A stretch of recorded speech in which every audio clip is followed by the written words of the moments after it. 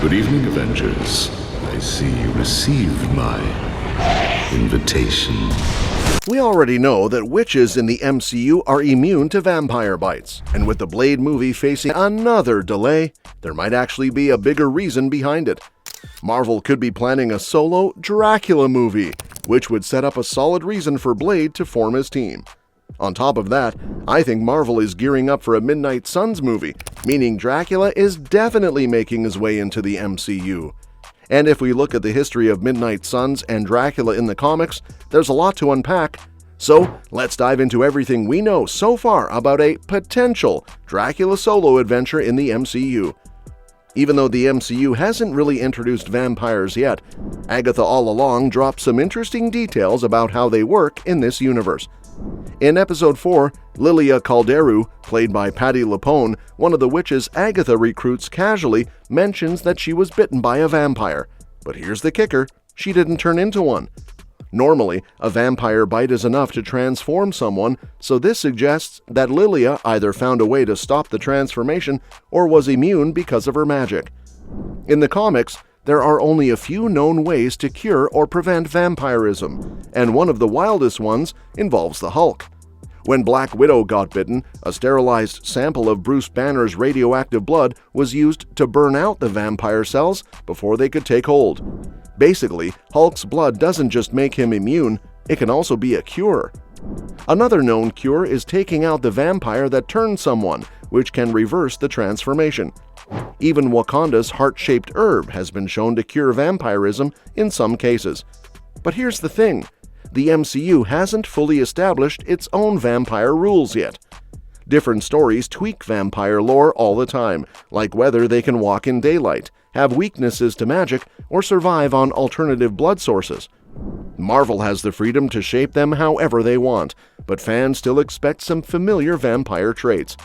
With the Blade movie coming, because, as we know from a new interview with Omelette, Kevin Feige stated, "We are committed to Blade, we love the character, we love Mahershala Ali's version of him, and rest assured, whenever we change direction with a project or are still trying to understand how it fits into our agenda, we inform the public." Marvel has the perfect opportunity to properly introduce vampires into the MCU. Since Blade himself is a half-vampire, the movie will need to explain where these creatures have been hiding, how they operate, and how they fit into the bigger picture. It's going to be interesting to see how they set the stage for these bloodsuckers in the MCU. That said, if Marvel drops a Dracula movie before diving into Blade or Midnight Suns, it would make it way easier to connect him to those projects. The MCU is clearly building towards its own version of the Midnight Suns, and like any superhero team, they're going to need a serious villain to go up against. The Midnight Suns are Marvel's go-to supernatural squad, with members like Blade, Doctor Strange, and Moon Knight, along with Jack Russell, Man-Thing, and Elsa Bloodstone from Werewolf by Night. While they could technically fight any kind of enemy, it makes the most sense for them to take on a supernatural threat. Enter Dracula, one of the most powerful vampires in Marvel Comics. Based on Bram Stoker's legendary monster, this guy doesn't just operate solo, he commands an entire army of vampires. That alone sets up a perfect reason for a team-up film, since fighting off hordes of bloodsuckers would require more than just one hero. Plus, making him the main villain could bring some insane action sequences where the Midnight Suns take on his undead forces. A Dracula solo movie wouldn't just introduce him as a major threat, it could also be the thing that pushes Blade into forming the Midnight Suns. As a vampire hunter, Blade would absolutely be keeping an eye on Dracula's plans, and if things get too out of hand, teaming up with other supernatural heroes would be a logical next step.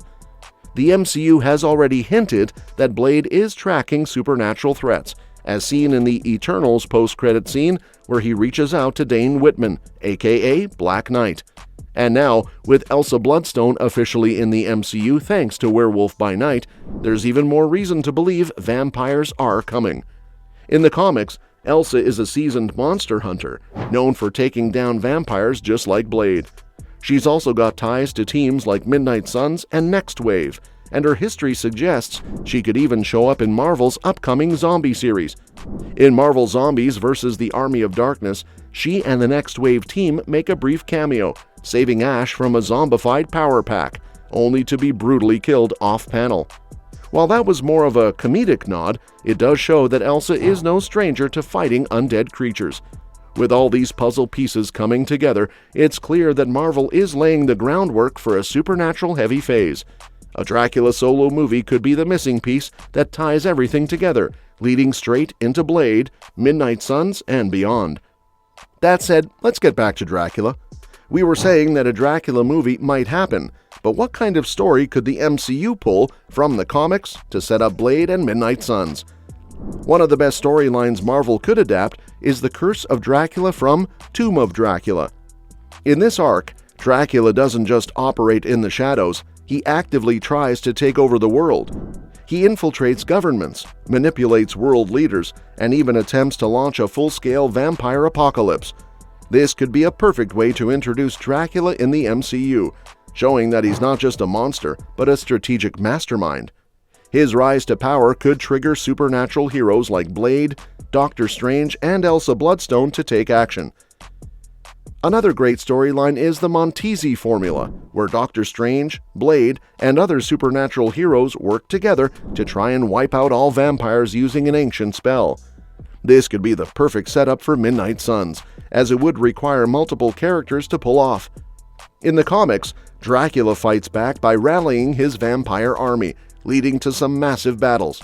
This could work well in the MCU, showing why Blade would need a team instead of going solo. A Dracula solo movie could also pull from Dracula, Lord of the Undead, which explores his origins and how he became the king of vampires. This would give the MCU time to flesh out his backstory before throwing him into conflict with Blade and the Midnight Suns. It could also introduce characters like Lilith, Dracula's daughter, who sometimes allies with him and sometimes opposes him. Lilith could be a great addition to the MCU, either as an anti-hero or a secondary villain. Then there's Rise of the Vampires, a storyline where Dracula is resurrected and takes control of the hidden vampire nation. This could be a way to explain why vampires have been hiding in the MCU until now. Maybe Dracula has been in exile, waiting for the right moment to return. If the Blade movie follows this arc, it could start with Dracula's resurrection and Blade hunting him down before realizing he needs help, leading directly into Midnight Suns. With so many Dracula stories to pull from, the MCU has plenty of options. No matter which one they choose, it's clear that introducing Dracula would be a game changer for Marvel's supernatural side. And that wraps up today's video. If you want to stay in the loop with all the latest movie and series news, make sure to hit that subscribe button and give us a big thumbs up, because I'll be dropping more updates about which X-Men movie the MCU will kick off with soon, along with news about some of your other favorite series and movies. Stay tuned, and I'll see you in the next one.